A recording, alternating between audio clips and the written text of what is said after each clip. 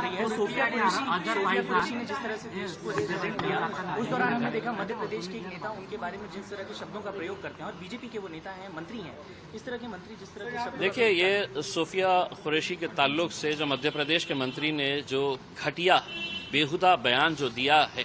मेरे हिसाब से अगर इस मुल्क के अंदर अगर सही मानों में अगर नरेंद्र मोदी साहब वो भाषण अगर अभी सुने नहीं होंगे तो उन्होंने सुन लेना चाहिए था, और 1 मिनट भी नहीं लगाना चाहिए था उस मंत्री को अपनी कुर्सी से खींचकर नीचे गिराने के लिए उसमें। क्योंकि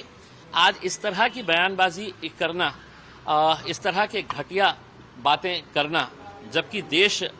आज गर्व से पूरे फौज का, पूरा सेना के ऊपर गर्व कर रहा है, ऐसे मौके के ऊपर एक मंत्री के ऊपर बैठा हुआ ओहदे के ऊपर एक इंसान इस तरह की घटिया बातें करना, इससे बड़ी कोई शर्मनाक बात हो नहीं सकती है। और उससे बड़ी शर्मनाक बात यह हो रही है कि भारतीय जनता पार्टी के बड़े बड़े नेता ये सुनने के बावजूद भी सिर्फ माफीनामा मांग रहे हैं। यानी कि आपको देश की अस्मिता, देश की फौज, देश की सेना, हमारी